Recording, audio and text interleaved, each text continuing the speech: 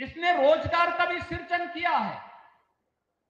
इसने यहां पर स्थानीय स्तर पर ग्रामोद्योग को बढ़ावा दिया है, स्वदेशी मॉडल भी दिया है। और इसी के लिए तो प्रधानमंत्री जी कहते हैं वोकल फॉर लोकल। हमें जो लोकल है उसके लिए खूब मुखर होना होगा, खूब प्रभावी ढंग से इसका प्रचार प्रसार करना होगा, उसके बारे में व्यापक प्रचार प्रसार करना होगा, लोगों को बताना पड़ेगा।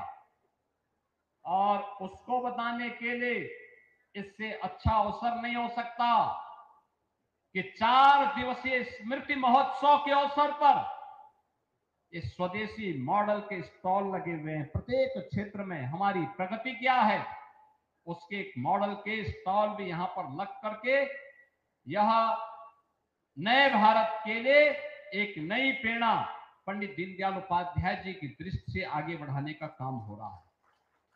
बहनों और भाइयों, उत्तर प्रदेश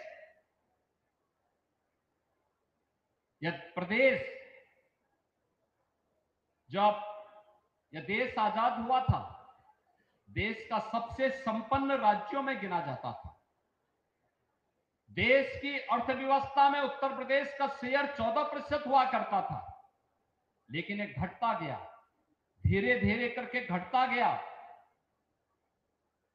उत्तर प्रदेश जो नंबर 1 की अर्थव्यवस्था 1947 से 1960 के बीच था, हम लोग जब 17 में आए तब उत्तर प्रदेश देश की 7वीं 8वीं अर्थव्यवस्था रह गया था। और पिछले 8 वर्ष के अंदर प्रधानमंत्री मोदी जी के मार्गदर्शन में जो एक नए सिरे से कार्य होना प्रारंभ हुआ है, आज उसका परिणाम है कि उत्तर प्रदेश के अंदर इन 8 वर्षों में हम उत्तर प्रदेश को फिर से देश की नंबर 2 की अर्थव्यवस्था बनाने में सफल हुए हैं।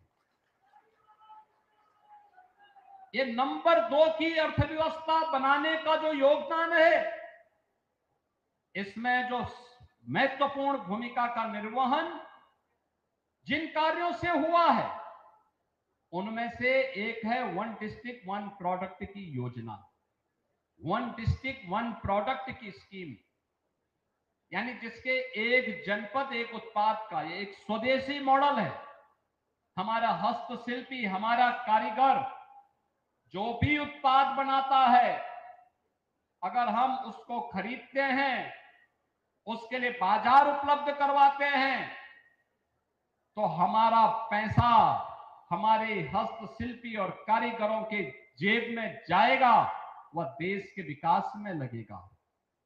अगर हम विदेशी वस्तु खरीदते हैं, उसका मुनाफा विदेशों में जाएगा और फिर वही मुनाफा भारत के अंदर आकर के आतंकवाद के खिलाफ, उग्रवाद के खिलाफ, आतंकवाद के खिलाफ इस्तेमाल हो सकता है। इसीलिए कहा जा रहा है कि स्वदेशी वस्तुओं को हमें खरीदना चाहिए। उसको हम खरीदेंगे, हमारा पैसा हमारे देश में हमारे ही हस्तशिल्पी और कारीगरों की खुशहाली का आधार बनेगा और खुशहाली का आधार बनकर के भारत को समृद्ध और सशक्त बनाने में योगदान देगा। लेकिन अगर हमारा पैसा विदेशी कमा करके, मुनाफा कमा के लेता है, तो मान करके चलिए कि हमारे पैसे का इस्तेमाल हमारे खिलाफ साजिश रचने के लिए, कहीं आतंकवाद में, कहीं नक्सलवाद में, कहीं उग्रवाद में इस पैसे का दुरुपयोग होगा और फिर भारत को कमजोर करने की वे सभी षड्यंत्र इसके माध्यम से होंगे। और इसी के लिए आज हम सब आपसे कहने के लिए भी आए हैं, पर्व और त्योहार आने वाले हैं। 4 दिनों तक स्मृति महोत्सव चलेगा और 4 दिनों के बाद 5वें दिन यानी 22 सितंबर शारदीय नवरात्रि का पहला दिन होगा और शारदीय नवरात्रि की प्रथम तिथि से लेकर के 9वीं तक जगत जननी मां भगवती के अनुष्ठान की नवरात्रि के आयोजन और नवरात्रि के बाद फिर विजयादशमी ये क्रम चलेगा, ये क्रम चलेगा। और इस क्रम के साथ जुड़ते हुए विजयादशमी के अवसर पर, दीपावली के अवसर पर, नवरात्रि के अवसर पर हर भारतीय और हर सनातन धर्मावलंबी अपने किसी भी मेहमान के साथ, किसी भी अतिथि के साथ जुड़ता है तो गिफ्ट स्वरूप कुछ देना चाहता है, तो हमारा प्रयास होना चाहिए कि हम स्वदेशी वस्तु को ही उन्हें गिफ्ट के रूप में प्रदान करें। आप किसी के घर में जाते हैं,